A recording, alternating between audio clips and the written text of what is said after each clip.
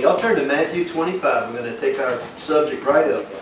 And again, we pulled off our Revelation study to look at this. I thought being Father's Day would be a good time, but can y'all imagine what a horrible thing it would be? Just for a second, put yourself here.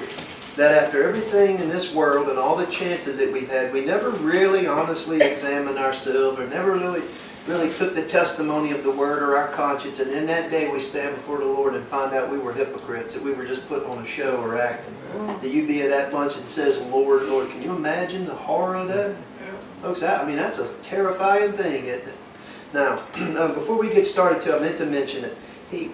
Look, we've always said, well, we know the day's coming, but it looks like it's going fast approaching. So me and Lexi are going to start trying to be getting prepared to do a website, because I'm sure it's coming when YouTube's going to say that's it. And I don't want people online to be just without. So we're looking. If anybody watching knows about that, if anybody knows I know Roger knows some. He does a lot of it. But if anybody knows about that, we're going to want to do a website with video embedded in it, where we won't have to depend on YouTube.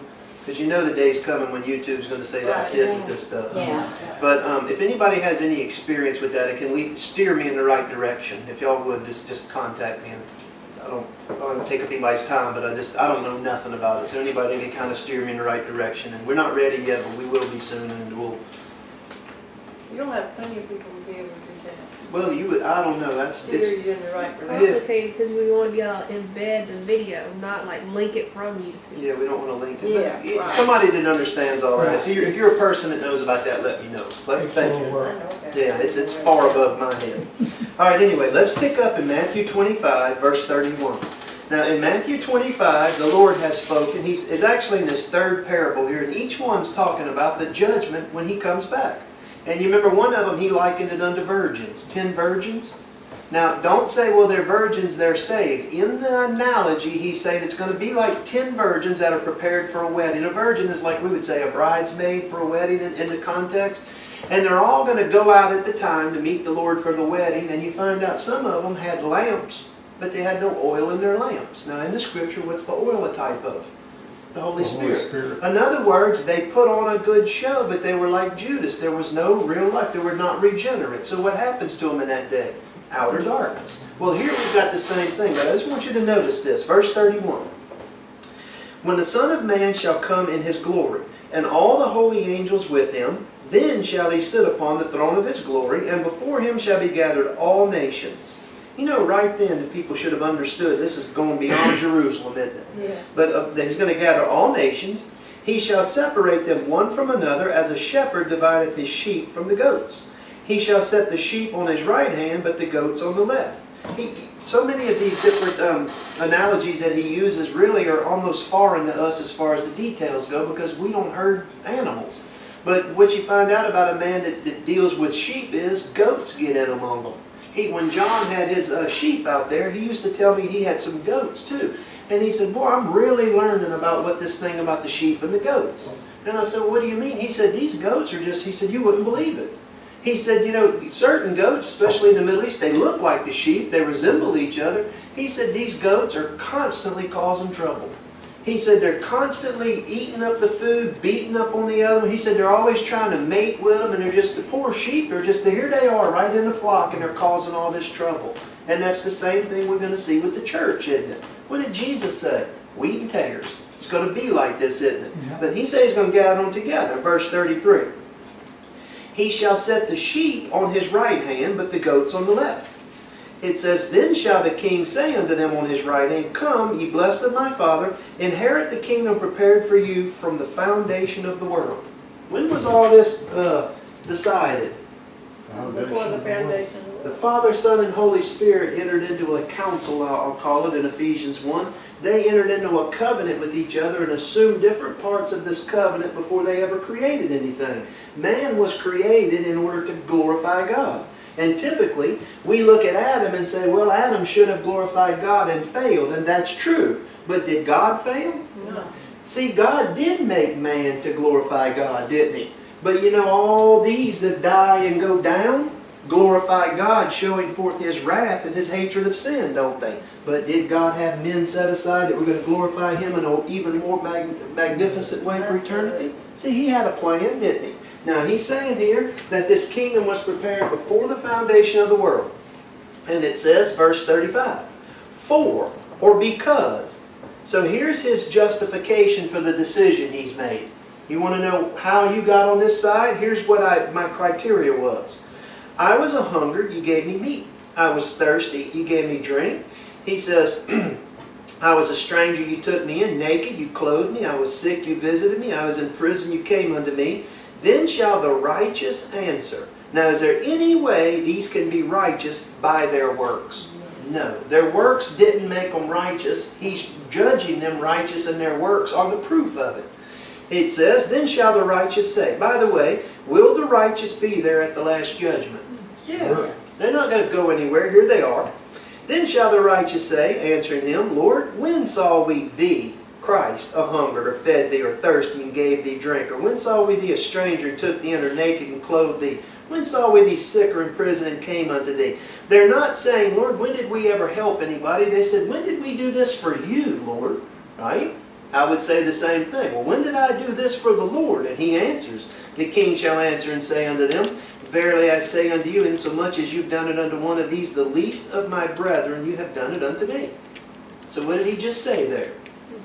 I did it. You're a sheep, and I prove that you have been put into the right flock, that you're in the right position. I prove it now by your works. And he said, because you did this, this, and this to the body of Christ, you did it unto me. Come on into the kingdom. Your works prove you righteous. But watch the other group. Verse 41. Then shall they say also unto them on the left hand, depart from me, ye cursed, into everlasting fire, prepared for the devil and his angels. Folks, if that doesn't scare you, something's wrong. I mean, hey, that's terrifying, isn't it? He says, for or because I was hungered, you gave me no meat. I was thirsty, you gave me no drink. I was a stranger, you took me not in. Naked, you clothed me not. Sick and in prison, you visited me not. Then shall they answer him, saying, Lord, when saw we thee a hungered, or thirst, or stranger, or naked, or sick, or in prison, and did not minister unto thee? In other words, they said, oh no, Lord, we never saw you, we never denied you. And he says, then shall he answer them, saying, verily I say unto you, insomuch as you did it not to one of these, the least of these, ye did it not unto me. They go away into punishment. So is he judging them by their works? Okay, and what do their works prove? Is that the point where the Lord makes a decision? No, the Lord proves his decision was righteous all along. You know what the Lord had been trying to do? He had been showing his decision in their conscience, hadn't he? Doesn't the conscience convict?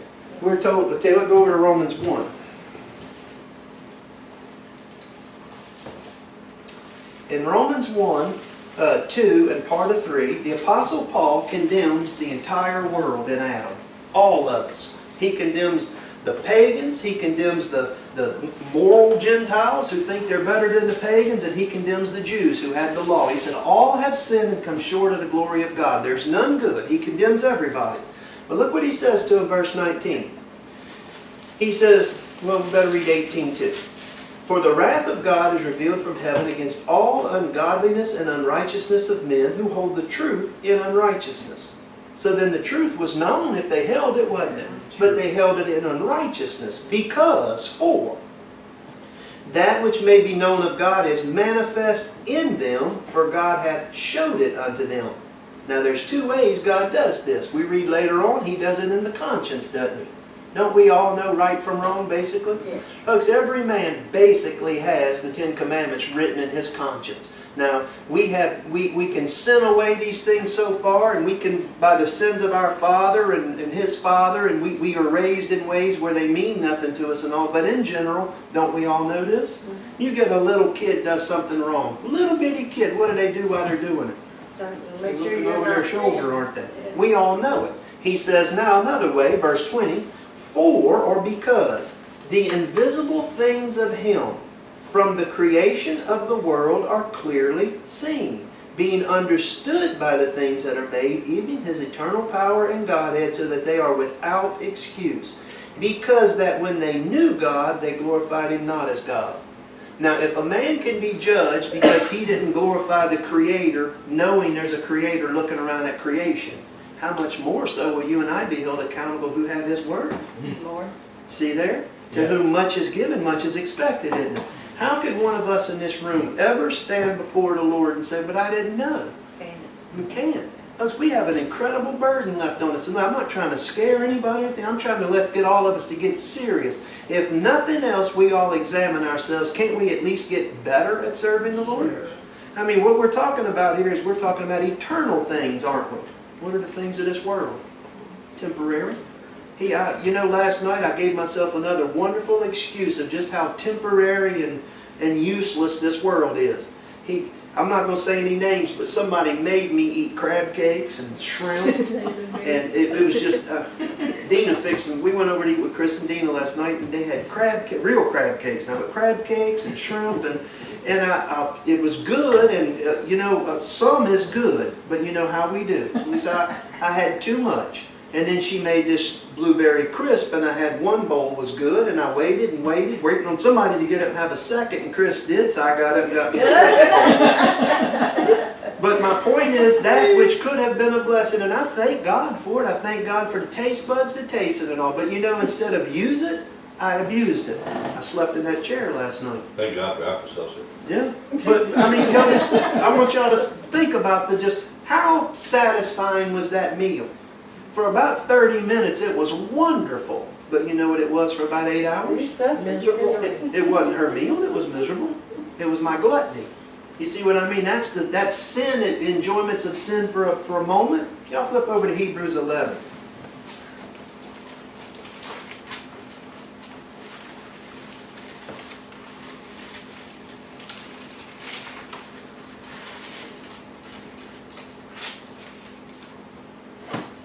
All right, in Hebrews 11, we read this about Moses, verse 23. By faith Moses, when he was born, was hid 3 months of his parents because they saw he was a proper child, and they were not afraid of the king's commandment. Now, I don't understand exactly what that means. Hebrews 11:23. I'm giving y'all the right one, ain't I? Yeah. You just didn't I give was on 23. Oh, I'm sorry.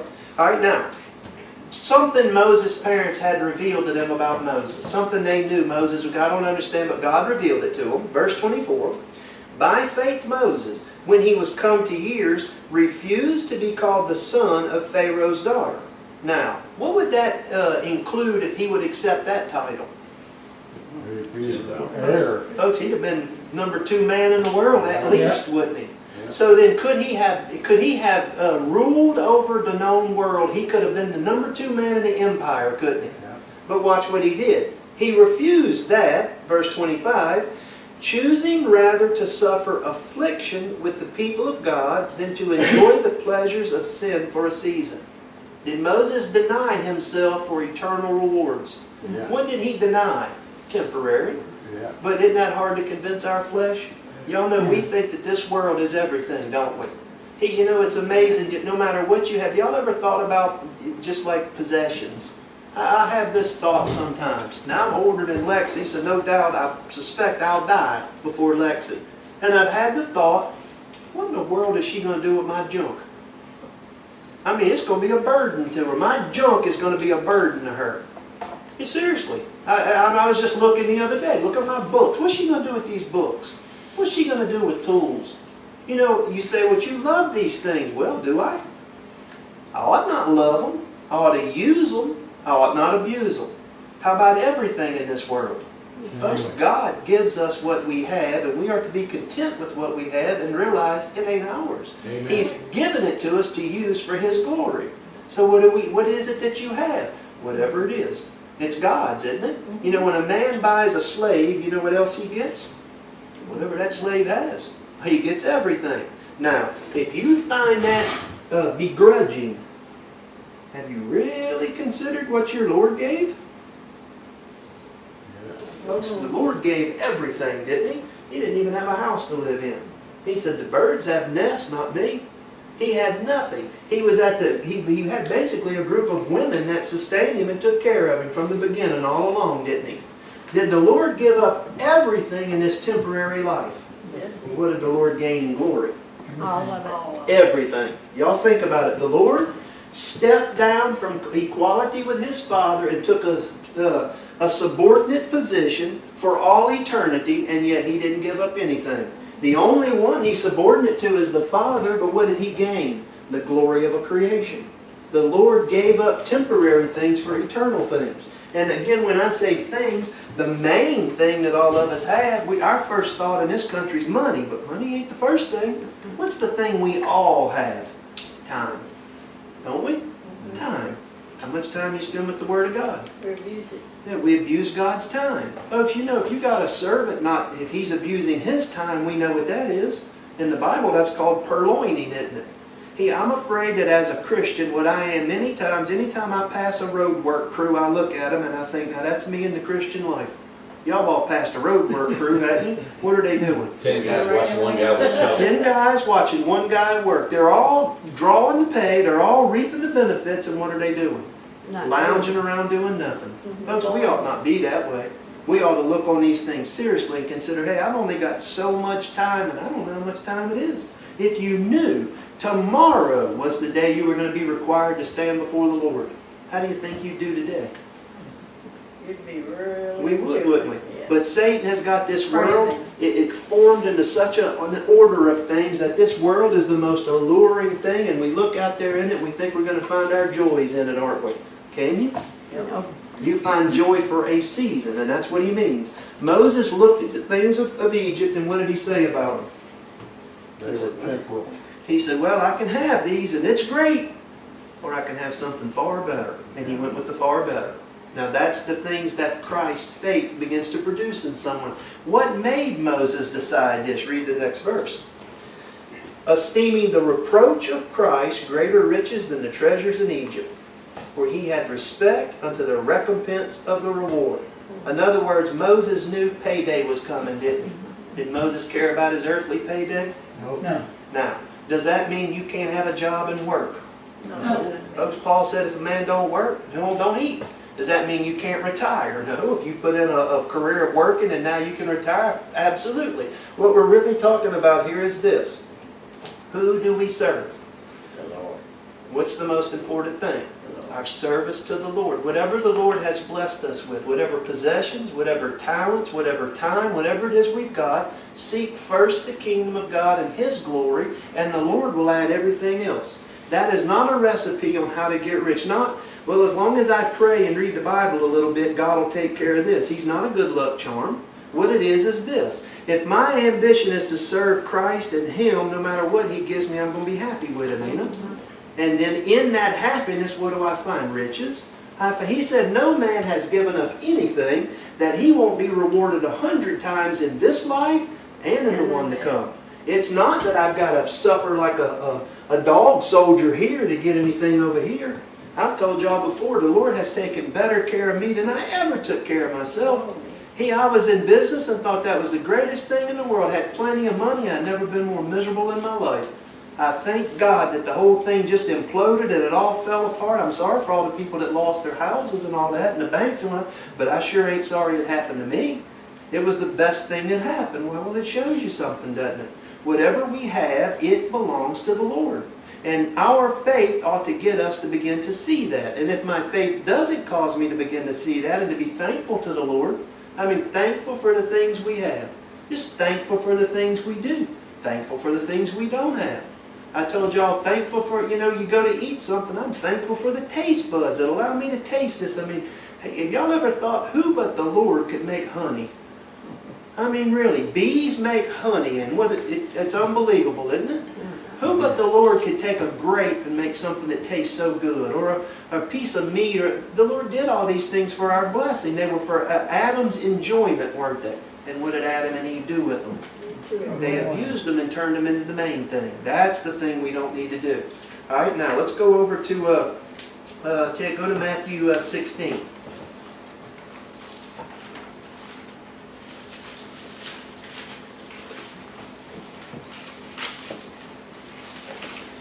In Matthew 16,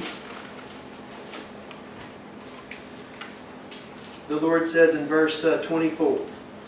To keep this in context, we better read it. He had just told him that he was going to die. Now, Peter had just told him that you're the Son of God, the Christ. And he said, yep, my Father revealed that unto you. Then the Lord tells him for the first time he's going to suffer and die. Y'all remember what Peter said? Yeah, not No way. No way. Begin to rebuke the Lord. That's amazing, isn't it? Rebuke the Lord. But watch what the Lord says. 23. He turned and said unto Peter, Get thee behind me, Satan. Thou art an offense unto me, for thou savorest not the things that be of God, but those that be of men. Does this mean that Peter was lost and going to hell? No. It means just the opposite of what he had just said. When he said, Thou art the Christ, the Son of God, Jesus said, Peter, you didn't get that alone. Where did that come from? My Father gave it to you. That knowledge came from God. All good things come from above, didn't it? Now when the Lord says, I'm about to offer myself a sacrifice, Peter said, won't happen. I ain't going to let it happen. Where'd that come from?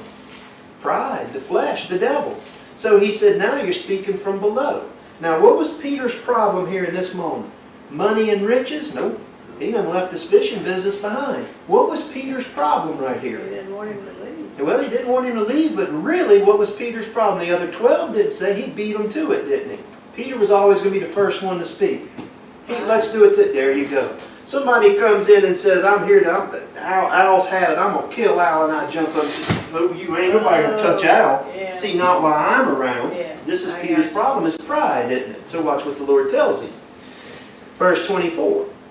Jesus said unto his disciples, If any man will come after me, be my disciple, let him deny himself and take up his cross and follow me. What was the thing Peter needed to deny here?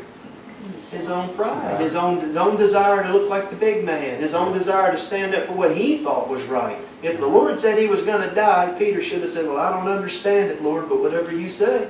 But he didn't. Now he says, Whosoever will save his life shall lose it, and whosoever will lose his life for my sake shall find it. Does that mean you've got to be killed as a martyr to get to heaven? What does it mean to save and to lose your life? Remember me telling y'all what testing and trials and tribulation are? It's when God puts things in combination, sets them beside things of the world and Him, and they're put into competition, aren't they? I mean, don't we know what it means to have the things of God in competition with the things of this world? Yeah, all right, you got an hour. You want to relax in your chair for an hour. Boom, here comes a competition. You got a Bible? You got a TV? Or is there a competition now? Yeah. And what do me and you usually do? We usually go with the thing that's relaxing, the thing that's more entertaining, the things that our flesh likes. But what does your spirit say to you while you're doing it? You should have been in the Bible. You know, at first it'll tell you that, and the more we deny it, it begins to not even speak. You know, the first time you say, you know what, I'm going to start reading the Bible every morning for an hour, make sure I get my Bible reading in first. And one morning you wake up and you say, man, it's the first cool day of fall. I'd like to go out and do this or that, but I need to do that. And then you said, boom, no, you said this, you're going to do this. Well, you decide to go on out and do it anyway. The next morning you get up and it's that way again. And your conscience says, don't do it. Next day you get up, same thing, and your conscience says, you know about the fourth or fifth day what happens? Conscience don't say anything. You see how we can become hardened? And I know that's a silly analogy, I'm just trying to show y'all. He says here, verse 26, For what is a man profited, if he shall gain the whole world and lose his own soul? Or what shall a man give in exchange for his soul? Now, don't just make this heaven and hell. Alright? Moses, as a saved man, what would he have gave up eternally if he'd have stayed there and just had Egypt? He gave up a bunch, wouldn't he? You know, it's kind of like you would say with the Apostle Paul. The Apostle Paul got saved, and the Lord said, here's the things you're going to have to suffer. In my service, He laid it out in front of him at the beginning and showed him, didn't it? I'm afraid I'm such a coward. If I'd have seen that, I thought, well, I'm going to stay home. Sorry, Lord, I'm not going to go out and do these things. But what did Paul do? He got on with it. Now, what is Paul doing? Yeah, Rejoice. He's rejoicing in glory, and he's going to have a glorified body like probably far beyond any of us except the Lord.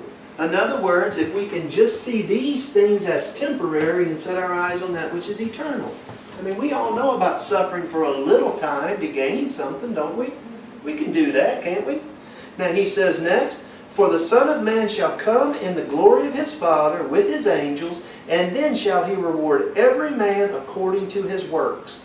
Now that is not salvation by works. It means basically this. When He comes and makes the division, what's going to prove the division just? the works will be manifest. I suspect that in a moment we'll know everything about everything. I mean, literally, every thought will be laid open. You know, the Bible says it will be judged for every idle thought. Isn't that scary? Yeah. Think about just our thoughts. If my thoughts right now were manifest to y'all in this room, I'd be humiliated. Well, it's going to be manifest to the whole world. So what should we try and do with our thoughts? Clean them up. We need to clean them up, curtail them. We need to basically try and get our mind on God, don't we? Yeah. All right, let's go look at another one. 1 Peter 1.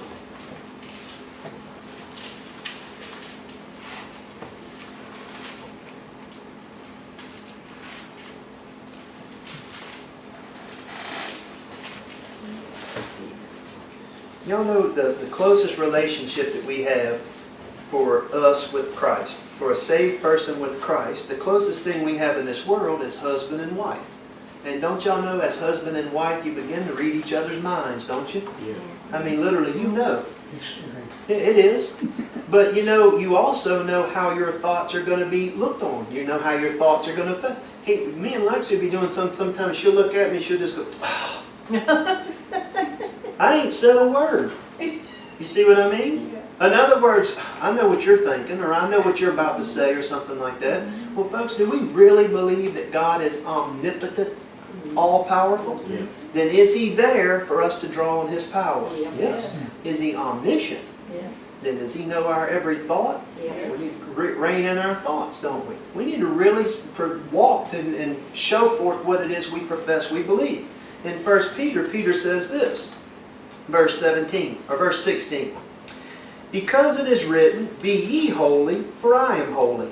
Now holy, again, it doesn't mean without sin, although sin certainly factors into it. It means set apart. In other words, what's a man that has been bought by... All right, Tom Brady went to the Patriots, right? Anybody follows football? I don't watch it no more, but I know that Tom Brady's been a Patriot all these years and now he's a Buccaneer. What would it look like if he went out on the field for the first game in his Patriots uniform? Wouldn't that be ridiculous? What would you say? Traitor. Man, what are you doing? You don't belong there anymore. Basically what he's saying here is, you have been bought out from the slavery and the dominion of sin and the devil. Paul said it this way in Romans 6. What? Shall we continue in sin? Shall we continue in sin? We who have been bought by the Lord out of here, shall we continue to worship and serve this? I mean, that's silly, isn't it? Imagine if a man lived in England all his life and he decided he had enough. He lives in London and the Muslims are running it over. He said, that's it, I'm going to America. I'd try and talk him out of it. And anyway, go somewhere up anyway. He says, I'm coming to America. And the man moves to America. He renounces his English citizenship. He moves to America and becomes a citizen. Immediately, what's happened to that man? He is in a new kingdom. He's in a new position and he's got new laws. What if he still wants to drive on the left side of the road? That's going to cause chaos, isn't it? Mm-hmm. See, it's the same thing because we're told that a saved person has been translated from this kingdom into the kingdom of God. So what's only logical? Just act like it. Quit having your mind conformed, as Paul said, to this present evil world and have your mind renewed. I'm a new citizen in a new kingdom with a new owner. I need to get on with it. You know, I told y'all my granny used to send me to school and say, act like somebody. Well, what she meant by that was watch your behavior, didn't it? Right. Well, what do we as Christians need to act like? You act like Christians. You know, more harm is done by the professing Christian that doesn't act like a Christian than all the paganism in the world. It's the reason why the people aren't interested in the Word of God, because they say, oh yeah, I've seen this. Watch, here we go. Now he says in verse 17, if you call on the Father, and that means you pray to God as your Father, who without respect of persons judgeth according to every man's work, pass the time of your sojourning here in fear. Now it doesn't mean fear, just scared of hell. If you're saved and you sincerely trusted Christ, we know we're free of hell, don't we? If we know that. Hey, see, one of the things you have to be careful with in a subject like this is people get a false confidence. And I'm trying to think of an example. Okay, with something like, for instance, with an example like the Lord's Supper. I don't believe that you are to, in the old days, the old timers would examine people and they wouldn't let them have the Lord's Supper. I mean, they wanted to see proof, and maybe that's the way that, I don't know, but I don't personally believe. I believe it's up to each man to examine himself and this sort of thing. But let's say you have someone and they take the Lord's Supper. They come in and they're new, they come in an assembly with you and they're there a little while and you have the Lord's Supper and they take it. And then they continue coming and taking it. You know what they'll begin to just assume? They'll just begin to assume that they're saved. And what you've got to be careful of is you don't judge, well, hey, I'm part of, because He let me have this, I'm saved, or because no, what did God give us to examine ourselves by? Works. We got a balance constantly. We've got our thoughts, we've got our actions, we've got our goals, don't we? What's your main goal in life? Folks, if our main goal is not to get to know the Lord and to be pleasing in His sight, something is wrong, isn't it? Amen. And I mean, can't we all examine? I can honestly tell you sitting here, and I'm not happy to tell you this, but many times my mind's not on the Lord. I get my mind on other things, and I got to stop and rein it back in. Now, this is our job, isn't it? And what did He give me to be red flags along the way? The works. I can see what it is I'm doing and thinking. Okay, so let's be serious about this. Now go over to Revelation 2.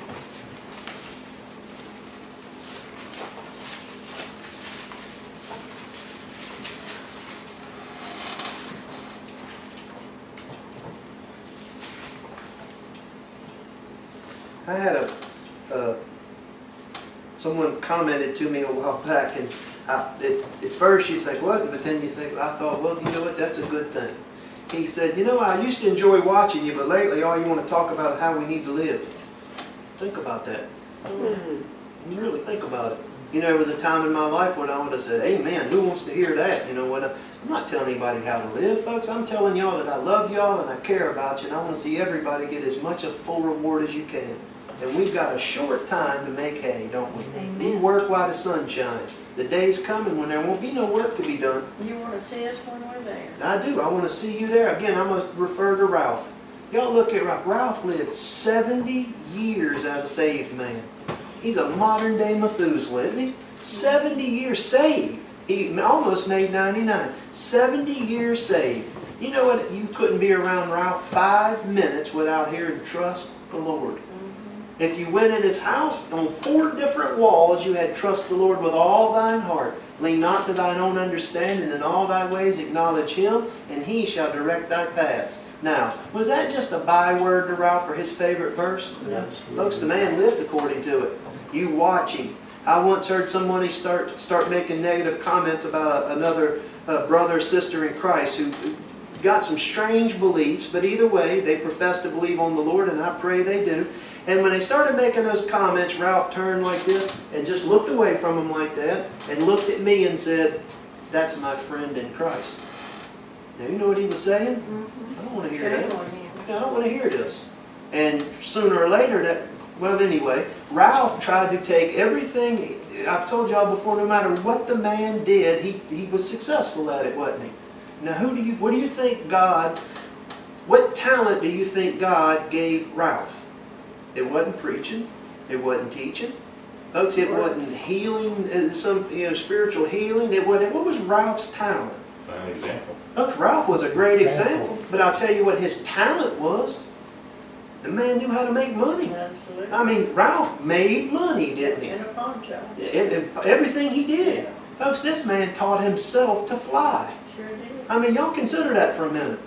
He was a young man, they wouldn't let him go in World War II because he was a key worker making propellers for the planes. He said he felt like he wanted to kill himself when they wouldn't let him go to war. He wasn't just saying that, he meant it.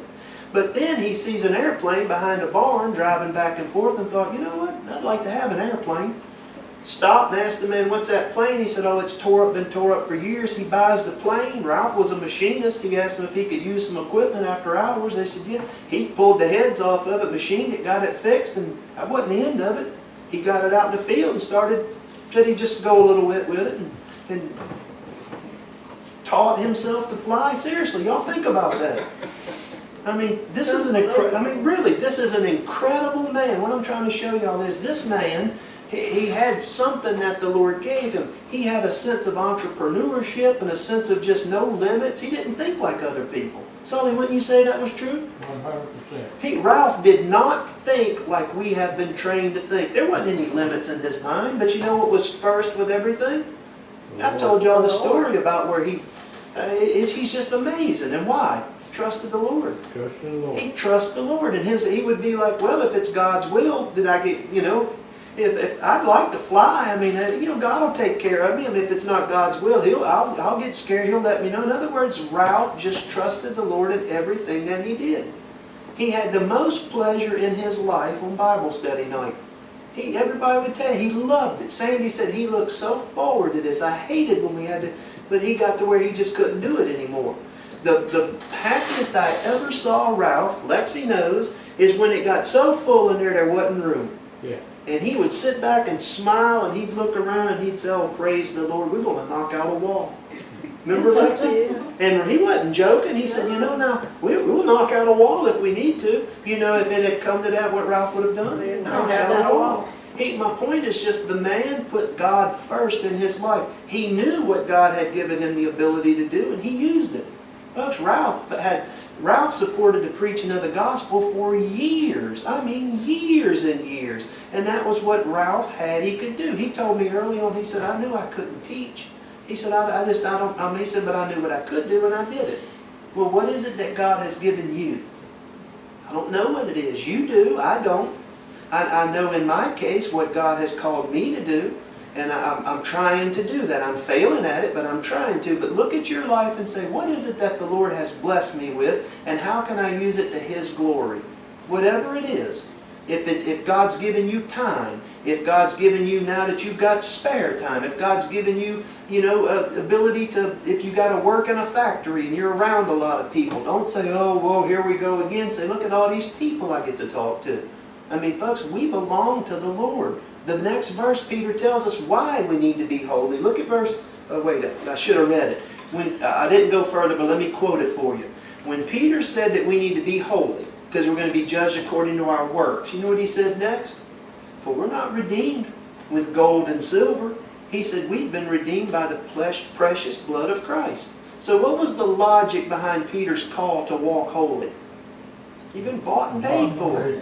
Folks, if I really believe Jesus Christ came down here and bought and paid for me, have y'all considered this? That the God of eternity came down here and took on Him the likeness of sinful flesh for me? Yeah. Seriously, for me? I mean, that would be like me diving on that ant bed to save it from the poison. You'd think I was nuts, wouldn't you?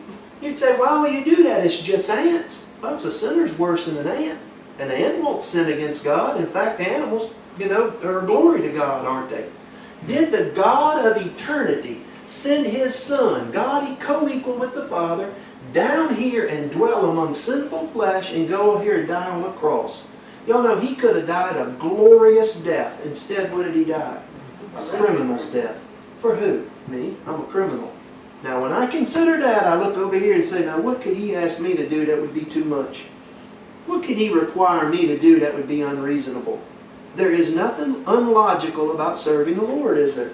And when you begin to see that and begin to do it, there's a joy that comes in it I found that I have been just in general, I hate to, I don't know the word to use, not depressed, but just sad. In general, the last 3 or 4 months, I have just been sad. And I know what the problem is.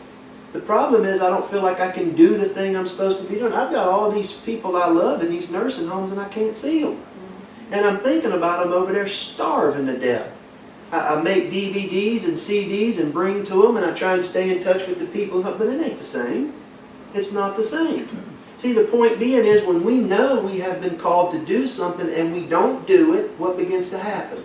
Your conscience. Now, is that not a blessing from God? Folks, that's a warning sign. It's like God's red flag, isn't it? We know when we're going contrary to the will of God, and our conscience tells us. And in that day, if we're saved, won't we still be judged according to our works? And as a saved person who's saved by the grace of God, yet still, what are my works going to do over here? They're going to be judged, and the few that I have that are righteous are going to prove that I had the faith of Christ. But you know what I'm going to also do there? I'm going to suffer the loss of many things, won't I? Why? Because all my works that were not in Christ burn up. What did they produce? Nothing. Common sense ought to tell us that we were made, He made us for His pleasure. That's right. He made us for His pleasure and glory. And yet what did sin do? I'm here to serve me. It's what I want. This makes me happy. This is, see, that's the result of sin. The shortest definition of sin is I. Y'all think about the first sin in eternity is when the devil said, I will be like God. As soon as he said I, that was it. That was it. And what did Eve and Adam say back here? God said serve Him this way, but I. And that's what we do. Now when our conscience convicts us, we need to listen to our conscience. We need to take these things and cast them into the balance of God's Word and consider them, don't we? Hey, praise God, He gave us these things. Hey, y'all ever, somebody had gotten sick with some little something and they get down there and find out they've got something bad. We've all heard things like this, haven't we? Dina was just telling me a story about somebody went in for a simple surgery and turned out they were just ate up with cancer. Sometimes it happens that way, doesn't it? That's horrible. They had no warning signs in one sense, but in another sense, it's kind of, at least they didn't, It's a blessing in the long run. Yeah. But let me ask y'all, if you went down there to get let's say I go down to plastic surgeon to get a mole removed. I don't like this mole and I want to get it removed, and I go down there and I find out, hey, that's skin cancer and it's got in your lymph nodes. Who would curse the man for diagnosing you? Y'all know human nature would be, oh, woe is me and all that. That ain't what you ought to think. What should you think? Thank goodness. Thank goodness for this. It's early. I've got notice. I can do something about it, can I? When our conscience convicts us, what do? Folks, we can do something about it. Hey, y'all think of the thief on the cross. How many works did the thief on the cross have? One. Yeah, he believed on the Lord. He believed on the Lord, but how many works after believing? One. On that cross, he said, this man hath done nothing wrong. We're getting what we deserve, not this man. But y'all know for that one work, not only would that man the work didn't save him. He did it because he was saved. But y'all know that thief has been glorified for 2,000 years. We're talking about him right now, aren't we? You remember when she poured the ointment on Jesus' feet? Jesus said, wherever the gospel is preached, this is going to be known. And for 2,000 years, people have talked about it, haven't they? So you and I are the same way. Y'all think about her pouring that alabaster ointment.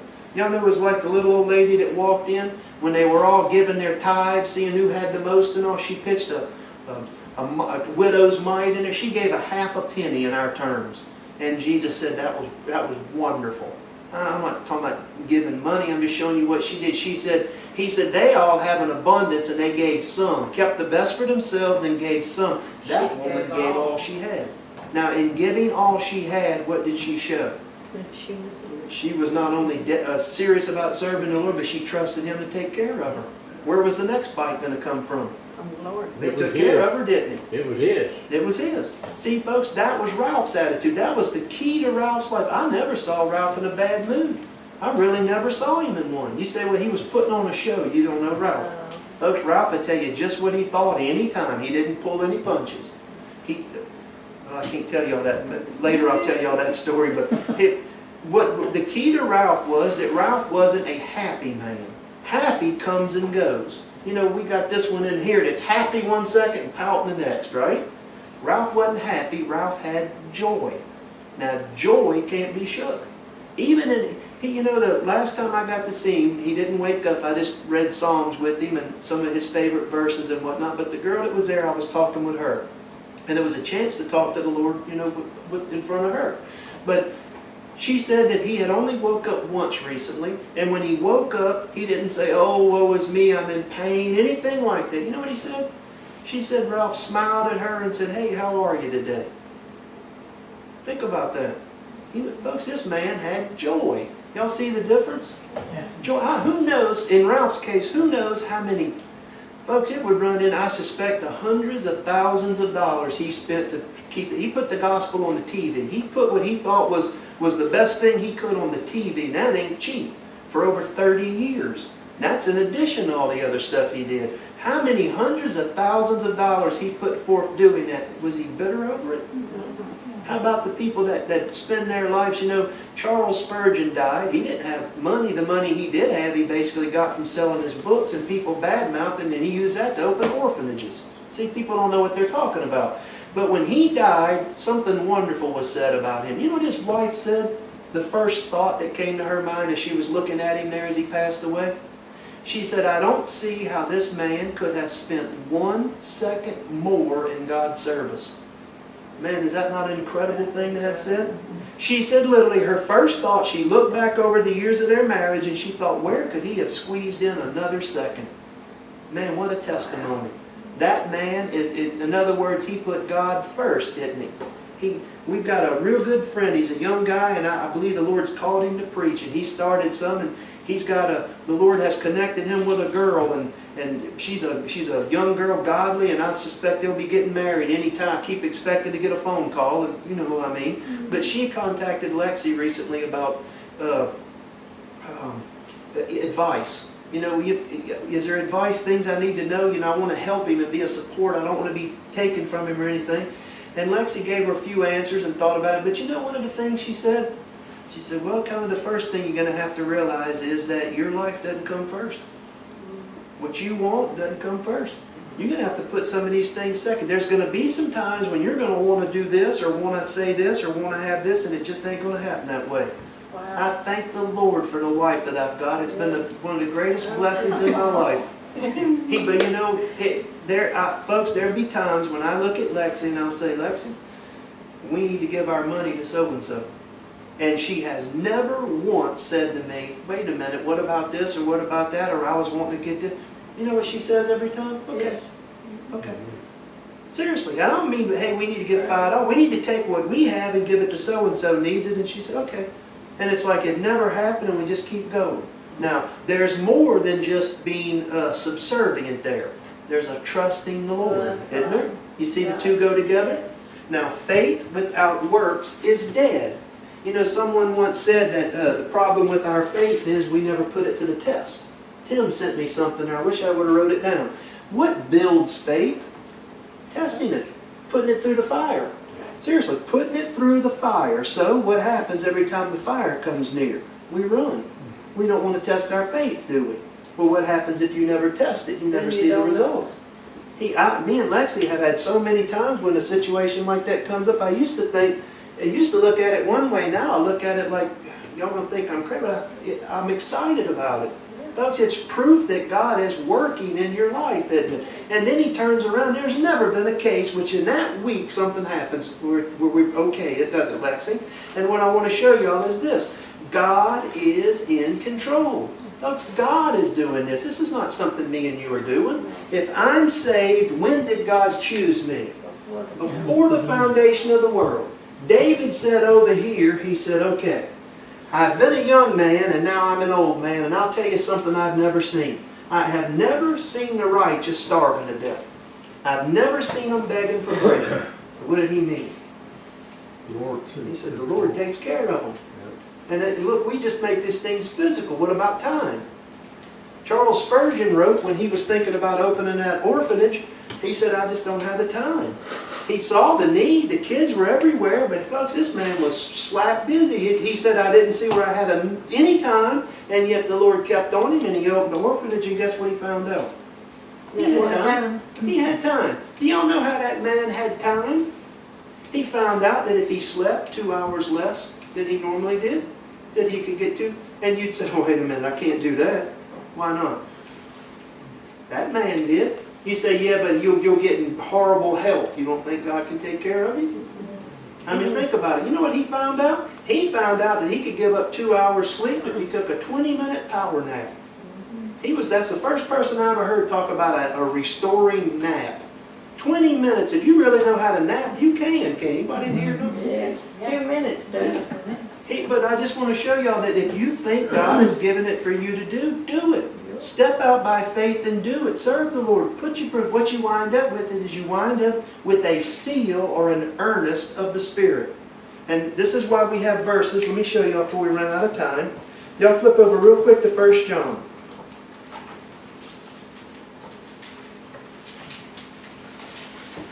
In 1 John 2.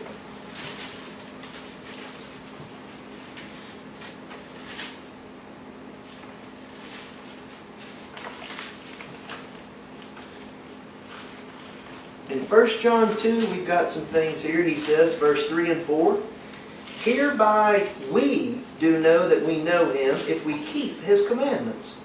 He that saith, I know him, and keepeth not his commandments is a liar, and the truth is not in him. Now notice he didn't say, hereby we do know if the other guy is saved.